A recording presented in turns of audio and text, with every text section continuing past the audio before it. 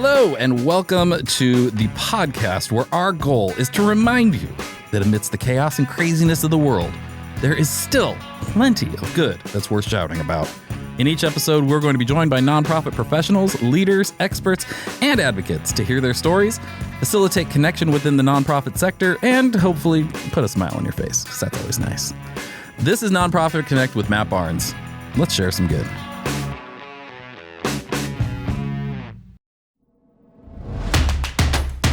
This has been a Rogue Creatives production. All right, I've got John Bromley here with me. Thanks for being here, John. Thank you for having me. Yeah, and you're in Canada, right? Oh, Canada. Whereabouts? I'm in Vancouver. Oh, nice. The only place in Canada I've ever been, Vancouver. It's beautiful. Okay. It's very beautiful. Yeah, houses are too expensive, though. Is it really? Is it the California of Canada? Oh, well, it seems like housing affordability is an issue everywhere in Canada. But yeah, Vancouver's very, very expensive, partly because it's so beautiful. Yeah, lots of good reasons to live here. If you like the outdoors, you like the mountains, and we're on the ocean. I mean, it's a tough place not to love from a geographic locations perspective. Yeah. All right. Well, we always start off with 3 random questions. We've got a list of many, many random questions, and then we randomly choose 3 of those. And we got 3 interesting ones today. So you ready? I guess so. All right. A little more confidence, John. Come on, man. Yes, sir. I'm ready. Can't wait. All right. That's what I like to hear. Okay. Here's a funny one. Elon Musk calls. He wants you to be the new CEO of X. What's the first thing you're going to do as CEO? I'm going to say no, because I won't become the CEO of X. I'm going to stay being the Charitable Impact CEO. Come on, this is what I do, and I love it. I think that's a good choice. I don't think that's a great place to be right now. And you seem like you're doing well where you're at. All right. Second question. According to the multiverse theory, literally anything is possible. What is an alternate reality you would be most interested in seeing? I love the world the way it is. I mean, I think there's lots of problems in it that we got to work on making better, which is why charitable giving is so important. But sure. What would my alternative universe be? I don't know. I'm allergic to the sun. So in that world, I would want not to be allergic to the sun. That is an excellent choice. Yeah. Very practical. All right. Last question. You can add any sport to the Olympics. What's it going to be? How about ultimate frisbee? Ooh, that's a good one. Do you guys play that a lot up there in Canada? Well, I used to play it quite a bit, actually, and relatively competitively. So, and it's a fun sport that you can understand pretty quickly. Lots of cool throws and big diving catches and hard defense and stuff like that. So I think it would be a fun thing to add to the Olympics. Now, I have a question for you that is not on my script, but I'm always curious about, because I know this is supposedly big in Canada, is curling, right? Sure, but that's already in the Olympics. That is an Olympic sport. Is that actually, is that something that Canadians are really follow and get into? No. Okay. But some Canadians, yes, for sure. Okay. Yeah, but in Canada, it's like, all the sports that everyone's kind of, same as the US. I mean, soccer. Yeah. Hockey's really big here, right? Yeah. Oh yeah. Curling, I've actually curled. I've even played on a curling team. That's one of my relatively few claims to fame. So I am one of those Canadians who appreciates curling, having done it. See, I'm gonna be very careful here. I'm gonna be careful and not let my ADD get the best of me. Understand it. Yeah, I'm going to be careful and not let my ADD get the best of me, because I could go off on asking you a lot of questions about curling, because it's fascinating to me that I never had heard of it until maybe like 10 years ago. Never even heard of it. And I watched the Olympics and then it's like curling, and I'm like, what is this thing? And how did it get in the Olympics? And yeah, the many questions, but that's not why we're here today. All I'll say about curling, I'm no expert on it, but like so many things in life, you don't really appreciate them until you've tried them and you've given it some effort and you've tried to learn it a little bit. And so post having curled, my appreciation for curling went from like a 2 out of 10 to like a 9 out of 10. So, try things before you judge them. Yeah, no, that's why I'm asking, because I was like, wait, what is this? I've never even heard of it. It's crazy. Yeah. All right. Now, let's get into you and your background, John. So you work in, obviously, the charity world, the nonprofit world. Tell us your origin story. How did you get involved in sort of this area, and what got you to where you are today? The two ways I like to answer that question is, on the one hand, my family values charitable giving. So it was this type of thing that I learned about at home. Some level, my parents almost forced us to do it a little bit. I mean, there wasn't like quite hand twisting, but for example, when we were in church, they would put the money in our hand to actually put in the basket, right? So that Yeah. you released it. My mom in particular talked about causes that she was interested in and passionate about, and it just became sort of, a banter on the cause. But then also, did you know there's something you can do about it, right? With your time, your talent, and your money. So it was sort of a family value, I would say. And then the second part of the answer is, so that's where my culture of charity comes from. But Sure. like, I've got some subject matter expertise, and that is rooted in the random fact that my dad happens to be one of the two pioneers of charity law in Canada. So my dad is this like really deep, very deep expert on all things charity, but particularly law. Interesting. Very interesting. So you were really surrounded by this growing up. Yeah, except, I'm a dad now. I don't necessarily know what my kids think about me, but like, Sure. I was never like, oh, my dad's a charity lawyer growing up. Like, I think I knew he was a lawyer, and that's about it, right? It took me, generally speaking, until I was already a professional myself. I was in the corporate finance kind of investment banking world. And then I happenstanced into working with my old man who has this deep expertise. And that's where all of my learning on the technical and the behavioral, and the financial and the spiritual aspects of charitable giving actually came from. Yeah. So that's led you to Charitable Impact. And correct. Tell us what Charitable Impact does. Well, Charitable Impact is a donor advised fund. And normally I don't open by saying that, but if I'm talking with an American, it's one of the many things we love about Americans as a Canadian, by the way. But one of them is, as a charity nerd, one of them is that a lot of them have actually heard what a donor advised fund is. Whereas in Canada, nobody knows what a donor advised fund is. Like, almost nobody has ever heard of it. So, and a donor advised fund is kind of like a bank account for charitable giving, right? It's this giving vehicle that helps you separate your donations from the choices you make about what causes or charities to benefit.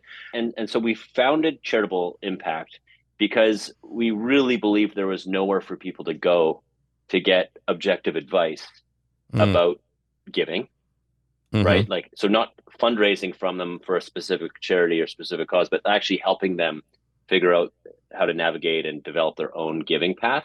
And that in order to accomplish that, it's not just about advice, it's also about having the vehicle to carry it out. So Charitable Impact developed itself as a donor advised fund to be a donor-centered, objective, neutral giving platform. And we really care about serving donors to help them engage more with giving, but they're in charge, right? They give to it's your giving your way, our support. That's what we say as our brand promise at Charitable Impact. So it really is about the donor and supporting them to fulfill their giving journey over time. Because it's something that, like a sport, like curling. Yeah. It's something that you can try a little bit and, but It takes practice, and it takes going back to the rink and throwing more rocks and playing in games and having fun. And sometimes bad things happen, and you got to learn how to deal with those things. So charitable giving, like everything in life, is a learned kind of skill. Sure. And there's really nowhere, at least in Canada, there's really seriously nowhere to go to get like giving help with your giving. Almost everything you see is from the charity trying to raise money, asking you for dough. Okay. Or asking you for some of your time. Sure. So why is that? Why do you think there's such a shortage in Canada versus other places? Well, I mean, I actually don't think that, despite the fact there's more donor advised funds and more donor-centered sort of giving mindset in the United States, I actually don't think it's like there's a ton of it down there either, for what it's worth. Right. Because I think that in the modern era, the last 50 years has so much been about the professionalization of fundraising. And I'm a fan of fundraising. It's Sure. really critical. Yeah. But it hasn't proven to really develop donors.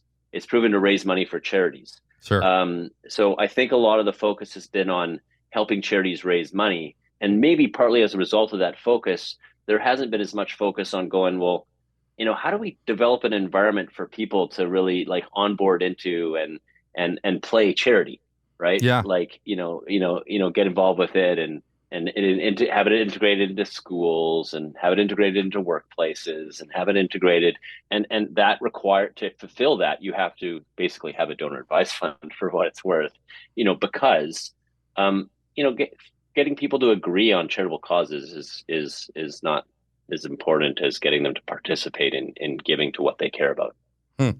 So what is that, I guess, how does that practically play out with charitable impact? Are you a nonprofit or are you a for-profit? Well, Charitable Impact as a donor advised fund is a public foundation. Okay. So that's sort of Canadian lingo, kind of. You have the same lingo in the United States, but for a nonprofit, so it's a registered charity. Yeah. Charitable Impact is also this like giving platform, and it's technical. Sure. It's a web-based product, and we have people that work with us that help donors.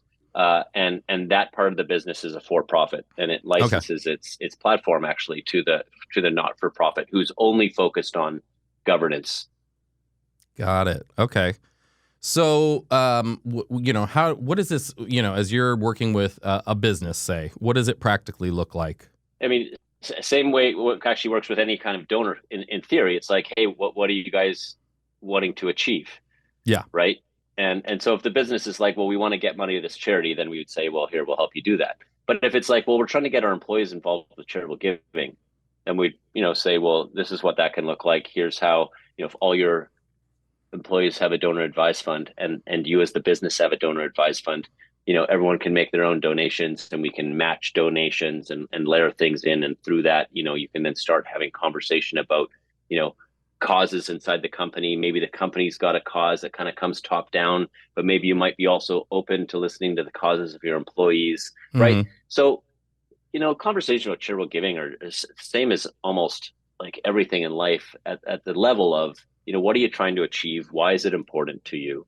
And we listen to that, and then we use our experience and our charity literacy and the donor advised fund as a vehicle to help them, carry out what they're hoping to do. Sure. Okay, cool. This is a podcast for nonprofits, really, to learn from other nonprofits or learn about what's going on out there. What is, as obviously you work with a lot of nonprofits or interact with a lot of them, interface with a lot of them. What are, in the area of fundraising, in the area of, getting new donors and all of that, what are some of the things that you've really seen or learned that nonprofits, that charities need to be aware of or maybe be leaning into more than they already are? One of my areas of interest that I think nonprofits specifically have to start to appreciate is, where the pool of donors comes from and what keeps them interested in being engaged. So, and this is also an area of my interest. Like it's actually, I think I'm dedicating my life to try, help with this type of problem, increasing access to and participation in charitable giving. So one of the things I think it's important for nonprofits to appreciate is that in order for someone to give money to them, that person has to be prepared to give money. Nonprofits often get fixated on how do I meet a donor who's going to give money to me? And I think it's important that more nonprofits start to appreciate that they can actually contribute towards, the development of people to become donors in general, so that there's a broader pool of people that exist to be able to give them money. And, I worry a little bit in the modern world that there's not as many places to sort of learn giving, Right. and we don't see it as much, for various reasons. So we can get into that if you're interested. But so I think it's really important that nonprofits start to appreciate that, like, donors have to exist in order for them to be able to give money to them. It sounds really simple, right? But it's not. And maybe even too obvious. Yeah, but it's kind of actually simple but genius. The conversations I'm having a lot are trying to get nonprofits to think a little bit bigger picture, right? And a lot of that for me and for the people I'm interacting with is, not thinking so much project to project or, program based or, trying to get away from directed funding, trying to get away from, specific campaign type things for one thing, and really looking at unrestricted giving, trying to get people to open their minds to the fact that nonprofits are, if they're doing this, hopefully they're the expert in that area, and they need to be able to explore that, and they need to be able to try things and run themselves like a business would. And I think that is very, very important. But what you're saying is even kind of bigger picture than that, is looking beyond just even their nonprofit and going, we need to address the fact that we need a culture of giving in the first place, and a sort of a giving awareness or a giving understanding in the culture, so that when we approach people, they understand what that looks like and the value of it, and participating beyond just this need or that need. But this is something that our culture is that accurate to what you're saying? Yeah, that's 100% right. Yeah. And so yeah, I'm with you in wanting to help nonprofits think beyond their charitable activity or their program. And I think that I know they can do that, right? And another thing is when you look at the world through the lens of the donor rather than through the lens of the charity that needs the money, you also confront these other things that sound simple and obvious, but it's not the way the charity world works yet. So, for example, like my experience with donors is that a whole bunch of them, not everyone, okay, but a whole bunch of them, like, know what they care about changing in the world, but they really don't know how to go about, like, for example, choosing the charity. Right. So it's like, oh, I care about this cause, like I care about single mothers, like, oh, in Vancouver or sorry, this is Canada talk, but like, in this geographic region or in that geographic region, oh yeah, well, in this geographic region here, I care about it. Okay. And like the likelihood that there's like only one registered charity that helps with that problem is very, very low. Right. So it's like, appreciating the problems that donors have. Like, I know that I care about this cause. How do I choose the charity? And then you get into all this, well, do I have the literacy to do that? Kind of like, do I know how to go about it? Do I have the confidence to make the decision? And I think there's a lot of problems at that level where the answer is no, I don't have the confidence to do it. Pardon the language there. And that causes too many donors to not participate in actually giving. Right. And so something else we want fundraisers and specific nonprofits to be appreciating, that it's not that people don't care about them, but what people really care about is the cause that charity serves. Yeah. Literacy is the word I was trying to grab onto earlier. That's the perfect that understanding, that literacy of beyond just what this specific nonprofit or registered charity does, but the idea of how it is, like I said, culturally. And I think in right now I'm just sitting here going, wow, you're kind of blowing my mind in some ways. But it is in some simple ways. It's the things where it's more and more making me realize, or I don't know if it's realized, because I feel like I realized it a long time ago, but seeing examples of and really understanding how we have all been ingrained in this way of thinking about charity that is so wrong, fundamentally flawed. And we need to reprogram. We need to re-educate not just the nonprofits, because like I said, like I think we get so focused on this project, this event, this thing, but also culture in general. What are some of the ways that you go about doing that? I mean, if I'm a nonprofit, and I'm steeped in the tradition of, we're doing this golf tournament.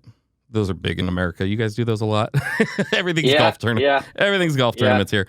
Or a gala or whatever it is. We're doing this thing to raise money because we have to meet our program goals next year. How do we talk to a nonprofit about shifting their messaging, or what does that look like practically? Oh, wow, that's a big question.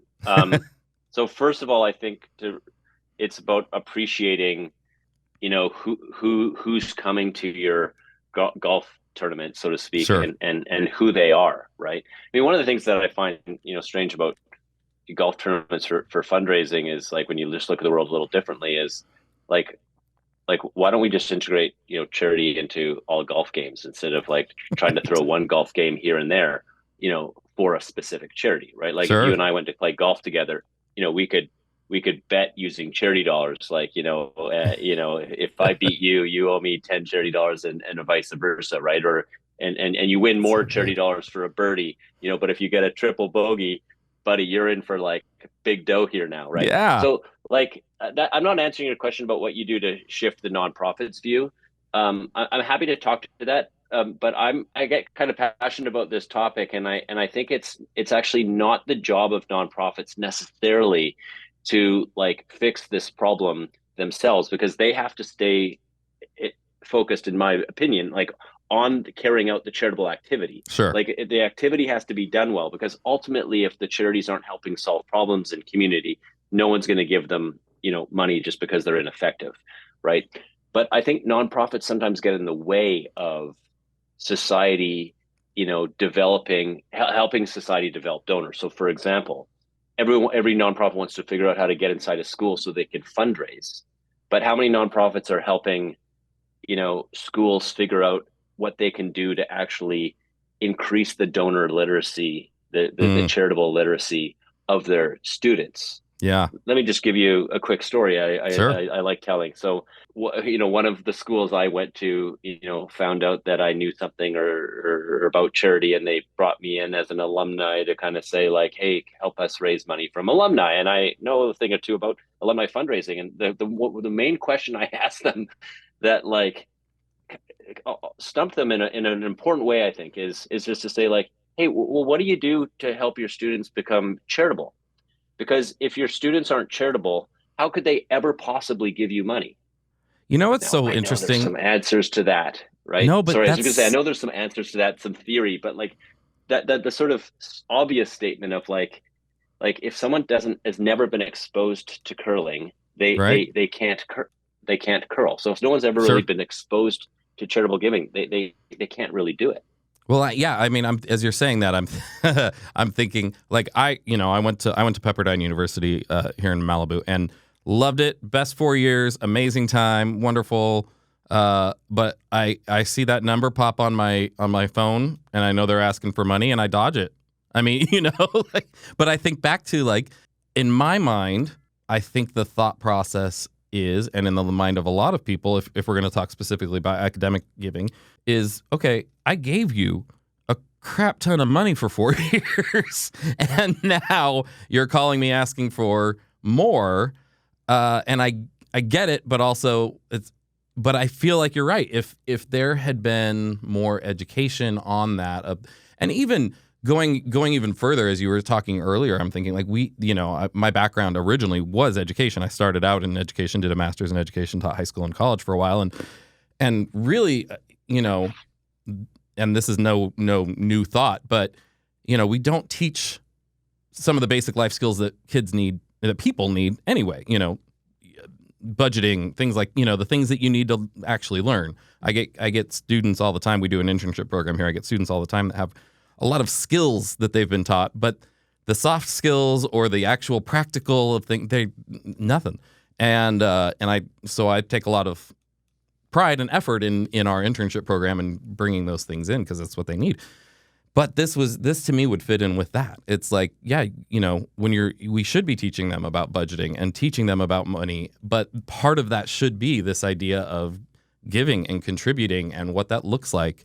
And I feel like there's so many, going back to the hypothetical question I asked you about the multiverse, I think almost that would be something that would create an alternate reality in some ways of people who think differently about giving.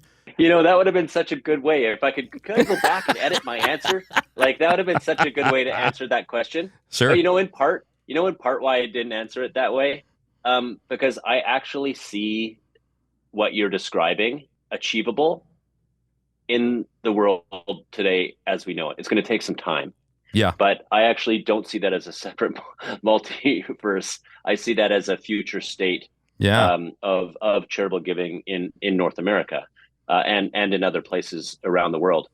And you were asking me about curling. We were just sort of talking about that, which is a sport, right? Sure. And I grew up playing a lot of sports. Love sports. Still involved with sport today. Coach soccer and try to stay fit a little bit. And when I try to describe this problem of like, there's like in Canada, and I know it's happening in the United States too, like there's a decline in the number of people participating as charitable givers, Mm, right? And there's all sorts of problems that come from that. So not to get lost in that, but when you kind of say like, well, why, right.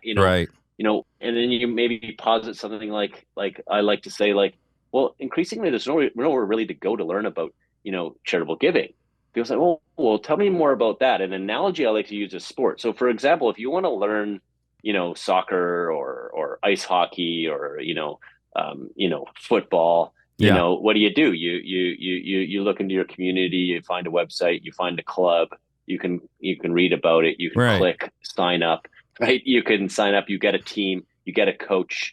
Now you've got other people that you're playing whatever the sport is, soccer with, and you've got a coach and you're getting better at it. Whether you're going to come pro or not is not necessarily the goal. It's part of your life now. Like, where's that whole thing for giving? Yeah, And it just doesn't exist. it doesn't. And It just doesn't to the exist. point where I would even like, this has not, and I consider myself a relatively intelligent person and a person who's very engaged in the nonprofit community. And it's not something that's occurred to me because I think we have been so trained in the way to think about this. And I also think outside of this particular topic, we have I think people have a generally pretty unhealthy relationship with money and how to talk about it and how to plan for it and how to, it's, the number one cause of divorce and all these things is it's money.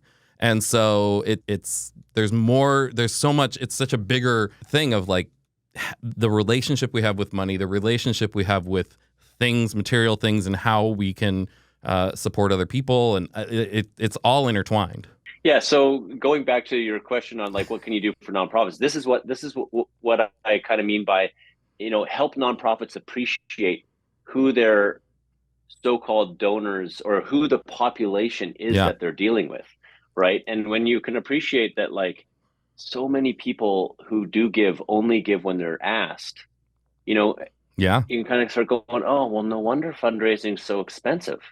Because like right, if we don't ask, people don't donate. Like how much cheaper is it to have a donor like just an example of like a religious donor who's tithing, as a Christian, right, they're 10% and they're sure, just doing it because it's kind of what they were trained to do. Well, that the cost of capital on that 10% on that donation is zero within sure, reason, right? yeah, yeah, yeah, So whereas the cost of money of trying to convince someone to not just give money to your charity, but to give money, period, it starts looking closer to like 30 or 40 cents on the dollar. sure. That is, So I think it's really important to step back and appreciate, like, why is it so bloody hard to fundraise? yeah. Oh, we need a better website. Well, I don't know. I mean, you might just need more people who value charitable giving in your community. You're blowing my mind, John. You're blowing my mind. I love it. This is so great. Okay, I could literally, I think, talk to you probably for hours on end because I have so many thoughts, and I'm probably going to need to have you back at some point. And if you're ever down here, you're going to have to come and stop by. What is, like as kind of a final thought or anything? If you had one more thing you wanted to share, what do you want to share? Oh, well, I mean, in this context of our discussion, which I've loved, by the way, I'd love to come back and spend more time with you. And if we have a chance Yeah, to see each other in person, that would be rad. Let's do it. yeah, Um, it's saying like this is what I'm dedicating my life to this, solving this problem, by the way, and I enjoy it. It's really fun. This is what Impact, the organization I started and I run today, really exists to do, yeah, right? So like, now we're just in Canada, so this isn't meant to be some kind of big plug. It's just like I want to talk to Americans, I want to talk to Canadians and say like, you all care about something changing in the world. We know that. yeah, And we know that you have something to give towards creating that change that you care about, right? Whether it's your time, your money, or yeah, your yeah, talent, right? And so what Charitable Impact exists to do is to kind of, be a partner to you, to stand beside you and be like, and say, hey, if you have any questions, you just let us know. You don't need to go online and search for 5 hours. You just ask a question here. We'll help you get your answer right away. And here's a vehicle where you can go do your charitable giving, and we want to make that as easy as possible. And it's not just like click the button easy, although we want that too. It's like as easy as possible to kind of start being charitable. Because if you can start, for example, like giving whatever amount it is for you, $10 a month, $20 a month, Yeah. $200 a month, 2,000, whatever it is. This is why I think the donor advised fund is so important. That vehicle's for the donor. Put the money there. Now spend all of your waking time that remains to dedicate towards charitable giving to think about how you're going to best use that money to create impact. Yeah. And that's where charitable giving starts to become really fun. So, what I guess what I want to impart to people is that like charitable giving is really important. It's connected to who you are. Sometimes it sounds boring and it feels bad because it's just all about giving money when we're asked, and when we say no, we feel bad and all this stuff. I want people to reframe that a little bit and think about who they are and what they want to create change for in the world. Yep. And then to pursue that. Yes. Pursue that, and you'll find that it's fun. And that's what charitable giving is a component of that. I mean, I'm like, okay, now I'm rethinking everything we're doing. Crap, John, you're ruining me, man. This is great. No, I'm super excited. All right, I'm going to be thinking about this all weekend for sure. Let me let me get into our closing questions that we ask. Oh, these are easier ones. These are more related. I'll be the judge of that. Okay. Who is one person in the nonprofit or charitable sector that you really look up to and would love to take to lunch?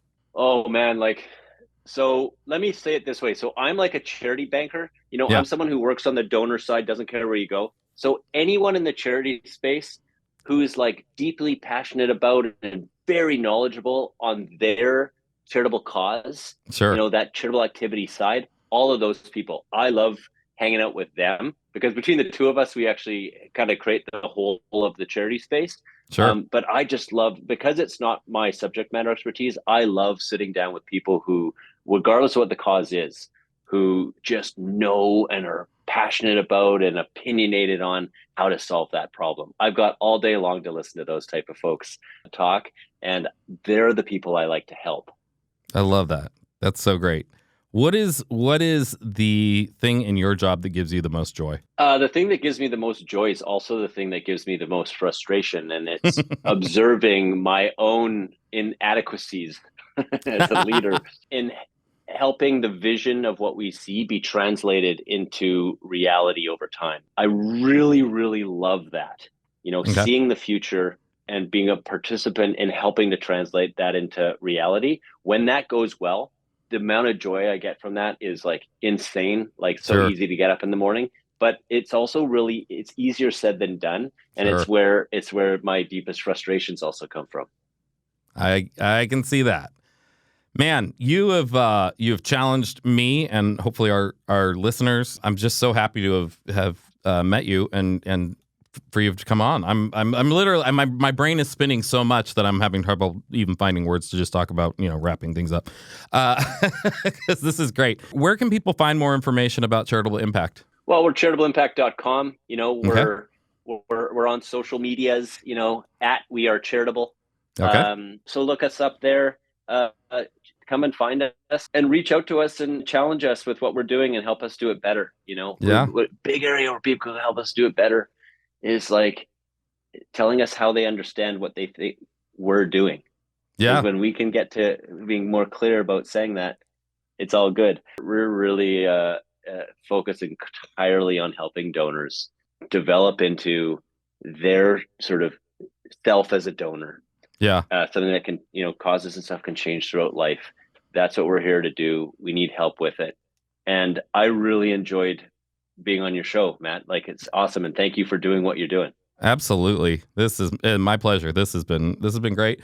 It's been really fun getting to meet so many great people doing such great things that, it's so funny how in some ways the nonprofit world can feel small, but then it's also massive in that, that there's every time another person pops up on my screen for this podcast, it's like I'm learning about a whole new thing I didn't know about before, and it's fantastic.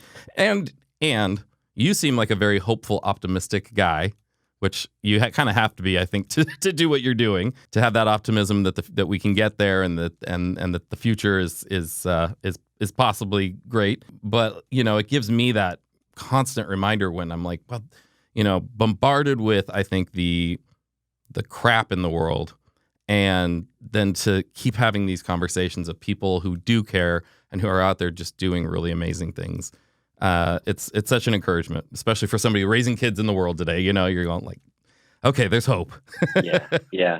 And in there lies some of the solution to what I'm talking about. Just briefly, there is lots of crap going on in the world, and people do care about that. What they need to figure out how to do is how to do something about it. Yes. Right? Like you can participate in the solution. Absolutely. And that's where my hope comes from, because generosity is not the problem. The problem is knowing how to act on your generosity in a way that keeps you engaged with doing so. I love it. John, thanks so much. I'm just so grateful you gave us your time today. Thank you for having me. My pleasure. Here we are at the end. You made it. Thank you so much for listening this far. And if you'd like to hear more from Nonprofit Connect, brought to you by Rogue Creatives, well, then make sure to subscribe on whatever platform you're listening on so you don't miss out, because you don't want to miss out. You want to be on the in, you want to be on the inner circle. You want to know what's going on. Also, if you're interested in working with us or want to reach out or tell us how amazing we are, visit our website, npconnect.roguecreatives.com. You can get all the info there.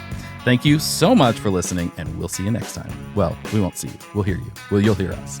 Whatever. Bye. Nonprofit Connect with Matt Barnes is hosted and executive produced by me, Matt Barnes, with an assist by my chaos coordinator, Tiffany Pope. Production is by our amazing friends over at Fame, the B2B podcast agency, along with Belinda Carter-Thompson and the team here at Rogue Creatives. Production lead is Luke Audi at Fame. Writing is by Sam Hollis at Fame and Matt Barnes and Taylor Bolanos from Rogue Creatives. Nemanja Koljaja of Fame is our audio editor, and Arslan Yakub from Fame is our video editor.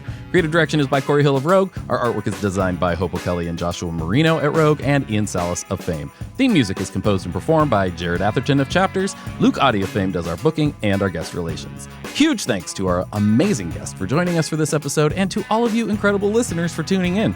If you enjoyed the show, and I don't know why you wouldn't have, don't forget to help us spread some good by giving us a good review. Preferably, 5 stars with lots of words saying how amazing we are on whatever platform you're listening on, Apple Podcasts, Spotify, whatever it is. Also, tell your friends and subscribe so we can come straight into your potholes each and every time we have a new episode. For more information about Nonprofit Connect, or to join us at a live event here in Orange County, California, visit our website, npconnect.roguecreatives.com. We'll catch you next time.